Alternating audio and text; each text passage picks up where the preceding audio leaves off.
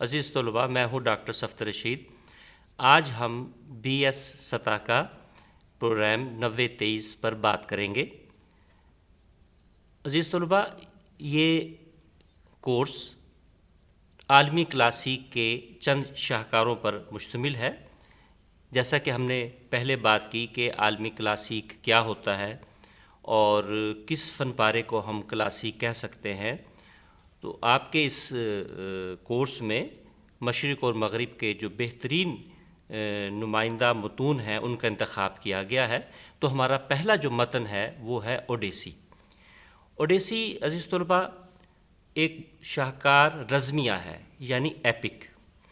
تو سب سے پہلے تو ہم دیکھتے ہیں کہ ایپک یا رزمیہ کسے کہتے ہیں۔ رزم کہتے ہیں لڑائی، جنگ و جدل کو،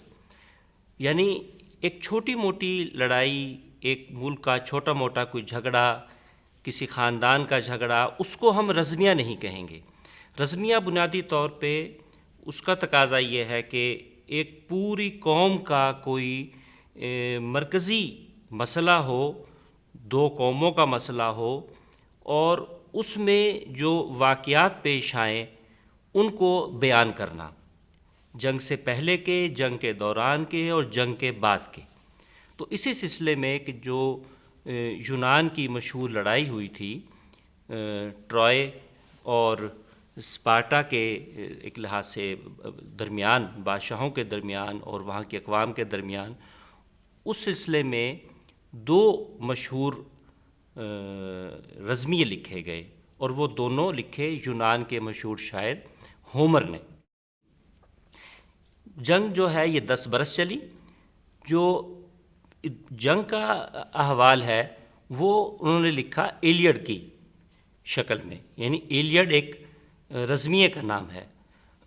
اور جو دوسرا حصہ کہہ لیجیے اس کو آپ، وہ ہے کہ جو جنگ کا ایک بڑا سورما تھا، ایک بڑا ہیرو تھا، ایک سردار تھا، اودیسیس، ان کو 10 برس تک جن حالات کا سامنا کرنا پڑا، ایک بد دعا کے نتیجے میں، یا ایک اس کو جو دیوتاؤں کا نظام تھا، یعنی اس پہ بھی ہم کچھ بات کریں گے کہ اس وقت کیسے جو ہے رزمیے میں، جب تک ہم پوری مائتھالوجی کو کسی نہ کسی حد تک جانتے ہوں اس وقت تک ہم اس رزمیوں کو بھی نہیں سمجھ سکیں گے۔ تو جو مداخلت تھی اس وقت کے، اور زمین میں اور آسمانوں کا جو نظام تھا، جیسے وہ ایک ہی سلسلہ تھا، تو ان کی مداخلت کی وجہ سے اودیسیس جو تھا ہیرو، وہ انہوں نے غلطی سے جو ایک گاڈ تھے، ایک پوسیدین ایک دیوتا تھا، اس کے بیٹے کو غلطی سے اس کی آنکھ ضائع ہو گئی۔ اس پاداش میں وہ 10 برس بھٹکتے رہے۔ تو یہ جو کہانی ہے کہ 10 برس وہ اپنے گھر نہیں واپس آ سکے، اپنے بیوی بچوں سے نہیں مل سکے، یہ جو کہانی ہے پوری، کن کن حالات میں 10 برس انہوں نے گزارے اور ان کے واپس گھر آنے کا جو قصہ ہے، یہ ہمیں ملتا ہے اس رزمیے میں جو کلاسیک کا درجہ اختیار کر چکا ہے، یعنی اوڈیسی میں۔ جنگ کا آغاز عزیز طلباء یوں ہوتا ہے کہ ٹرائے کے بادشاہ کے بیٹے پارس نے یونان کے سردار مینیلاؤس کی بیوی یعنی ہیلن کو اغوا کیا، اس کے مال و اسباب سمیت۔ اس یعنی غیرت میں اس کا بدلہ لینے کے لیے مینیلاؤس نے یونان کے چھوٹے بڑے سرداروں کو اکٹھا کیا، اور انہوں نے طے کیا کہ ہم ٹرائے پر حملہ کریں گے اور یہ اپنی اس بے عزتی کا بدلہ جو بھی لیں گے، اور ساتھ ہی واپس لے کے آئیں گے ہیلن کو۔ یہ بنیادی طور پہ ہے، یہ ہمارا موضوع نہیں ہے، اوڈیسی کا موضوع یہ نہیں ہے، یہ ایلیڈ کا موضوع ہے، جنگ کا جو دورانیہ ہے 10 برس۔ اوڈیسی میں جو ہمارا اس کا ہیرو ہے اودیسیس کا جو 10 برس گزرے واپس آنے کی، اوڈیسیس کا جو یہ دور ہے 10 برس کا، جس میں وہ پوری جد و جہد کرتے ہیں واپس آنے کی، اور مختلف طرح کے بلاؤں سے اور آفات سے، سمندر میں خشکی پہ عجیب و غریب طرح کی مہمات سر کرتے ہوئے واپس آتے ہیں 10 برس، اور اپنی بیوی، اپنی وفادار بیوی پینیلوپیا جو ان کے انتظار میں ہوتی ہے، یعنی 20 برس ہو گئے، 10 برس لڑائی کے ہو گئے اور 10 برس اس کی واپسی کے ہو گئے۔ یعنی جب ان کا جو بیٹا تھا ٹیلیماؤس، وہ ابھی شیرخوار بچہ تھا، اور جب یہ واپس آتے ہیں اوڈیسیس، وہ تقریباً 20 برس کا جوان ہو چکا ہوتا ہے۔ تو یہ 20 برس اس خاندان پہ کیسے گزرے، یہ بھی ہمیں اس میں کہانی میں ملتا ہے، ساتھ ساتھ اس رزمے میں ملتا ہے۔ اور دوسرا حصہ کہ جو اوڈیسیس نے مختلف طرح کی آفات کا سامنا کیا اور بد دعاؤں کا سامنا کی وجہ سے اسے عجیب و غریب طرح کی مشکلات کا سامنا کرنا پڑا۔ عزیز طلبہ، ہمیں یہ ذہن میں رکھنا ہوگا کہ یہ بنیادی طور پر رزمیہ ہے، اور جیسے ہماری اردو میں، فارسی میں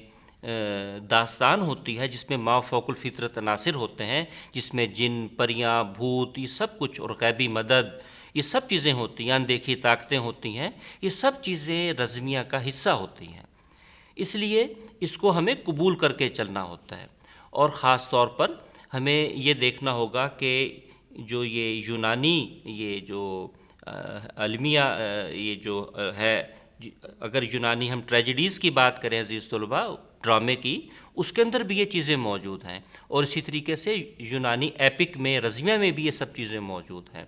تو مائتھالوجی کو بھی ہمیں کچھ نہ کچھ دیکھنا پڑے گا۔ مختلف گاڈز ہیں، گوڈیسز ہیں، مثال کے طور پہ زیوس ان سب کا جو ہے وہ ایک مرکزی جو دیوتا ہے وہ زیوس ہے، آگے اس کی اولاد ہے، سب کچھ ہے، ان کی جو بیٹی ہے ایتھنی، اس کا نام ہے، وہ علم و حکمت کی دیوی ہے، اور یہ جو علم و حکمت کی دیوی ہے اس نے بہت مدد کی اوڈیسیس کی، بلکہ اگر ہم یوں کہیں کہ یہ ایتھنی کی حکمت کی وجہ سے اور اس کی چالوں کی وجہ سے اوڈیسیس سامنا کر پایا تمام مشکلات کا، تو یہ غلط نہیں ہوگا۔ یہ ایتھنی ہی تھی جس نے اس کے خاندان کو بھی تھوڑا سا سہارا دیا، اس کے بیٹے کو بھی بتایا کہ تمہارے والد زندہ ہیں، اور اس کی ملاقاتیں مینی لاؤس سے بھی کروائی جو کہ سردار تھا، اور اس کی یعنی اس لحاظ سے اس پہ شفقت کا ہاتھ بھی رکھا۔ اور دوسری طرف جو ہے ایتھنی نے زیوس کو، اپنے والد کو کہا کہ دیکھیں اس کی غلطی بھی نہیں ہے، اور یہ مختلف طرح کی مشکلات کا سامنا کر رہا ہے۔ بہرحال اب ان تمام مشکلات کو تو ہم اس محدود وقت میں مطالعہ نہیں کر سکتے، اور اس میں یہ ہے کہ جس طریقے سے مختلف سرزمینوں میں یہ وہ گیا، مختلف سمندر کی بلاؤں سے اس کا مقابلہ رہا۔ مثال کے طور پہ ایک اگر ہم یہ کہیں کہ ایک مرتبہ یہ ہوا کہ وہ ایک جزیرے پر پہنچا جہاں اس کا جہاز ٹوٹ چکا، اس کے ساتھی بھی جو ہے وہ بہت سے ہلاک ہو چکے، اب درجن بھر ساتھی اس کے باقی ہیں۔ ان کے ساتھ جو ہے ایک غار میں پہنچتا ہے،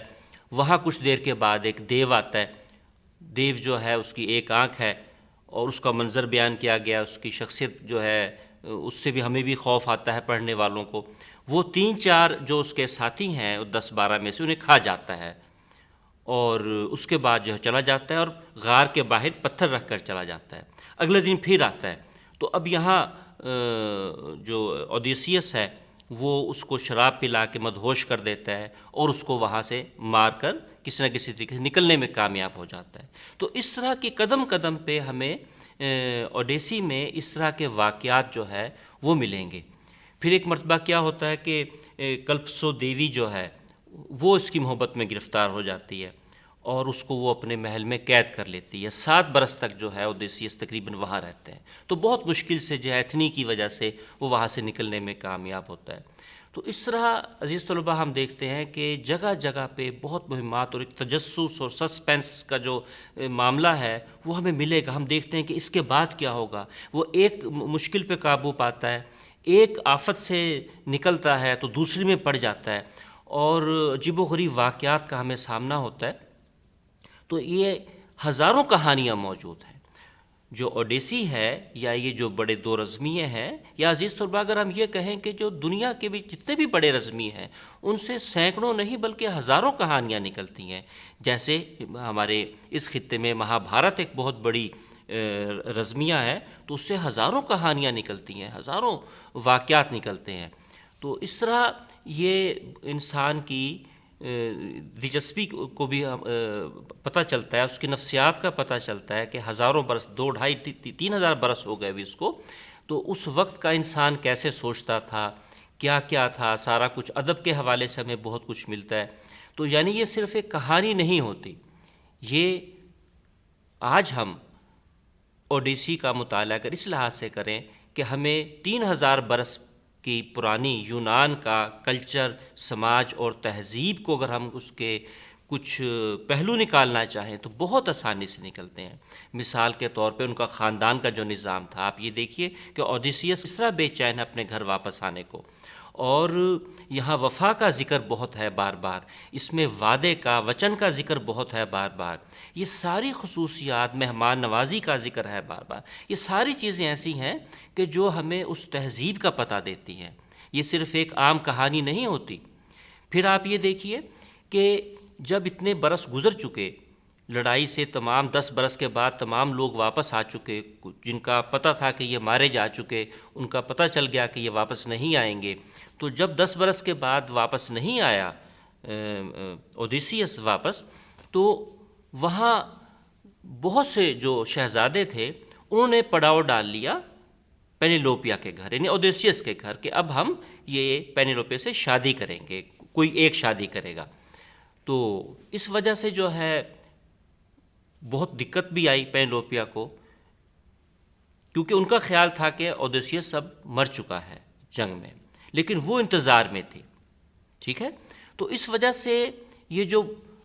ماحول ہے کہ وہ گل کپاڑا کر رہے ہیں، وہ ضیافتیں اڑا رہے ہیں، بلکہ ان کی مہمان نوازی میں کوئی فرق نہیں آ رہا، وہیں بیٹھ کے کھانا کھا رہے ہیں، اسی گھر میں کھانا کھا رہے ہیں، تنگ بھی کر رہے ہیں، لیکن تاکہ انہیں بادشاہت مل سکے اس علاقے کی۔ تو جو سردار تھا اوڈیسیس، اس کی جگہ جو ایک بنے گا، تو وہ کہتے تھے کہ ہم میں سے کسی ایک کا انتخاب کریں۔ تو اس طرح کی باتوں سے جو ہے ہمیں معاشرت کا پتہ چلتا ہے، مہمان نوازی کا، اعلیٰ ظرف ہونے کا، وعدے کے نبھانے کا، اس طرح کی اور بہت سی لاتعداد چیزیں ہیں۔ وطن کی محبت اس کے اندر بہت واضح ہے عزیز طلباء۔ یہ وطن کی محبت کے سلسلے میں ہی جو ہے دونوں طرف سے ہوا، یعنی جان کی بازی دونوں طرف سے لگائے گی اپنی وطن کی حفاظت کے لیے۔ حب الوطنی کا تقاضا تھا کہ اور گھر کی محبت اور اپنے افراد کی محبت ہی کا تھا کہ اوڈیسیس جو ہے وہ دیو اور دیوتاؤں سے اور مختلف طرح کی آفات کا آسانی سے مقابلہ اس نے کیا۔ تو عزیز طلباء، یہ بہت اہم ایک رزمیہ ہے، اور آپ اس کی اہمیت کا اندازہ یہاں سے بھی لگائیے کہ جو ارسطو کی کتاب ہے پوئٹکس، جس کا ترجمہ شعریات کے نام سے، بوتیکا کے نام سے موجود ہے، اور یہ اولین کتاب ہم اسے کہیں گے کہ تنقید کی کتاب، کرٹسزم پہ، جس میں انہوں نے مختلف اصناف کا بھی جائزہ لیا، تو اس میں اس نے ایپک کا بھی کچھ بات کی ہے، جس میں حوالہ بنایا ہے ارسطو نے ایلیٹ کو اور اوڈیسی کو۔ تو امید ہے کہ آپ اس کا خلاصہ کم از کم ضرور پڑھیں گے، تاکہ آپ کو اس کی بنیادی باتیں پتہ چل سکیں۔ اور عزیز طلباء، اس کا جو ایک تلخیص کہہ لیجئے، اور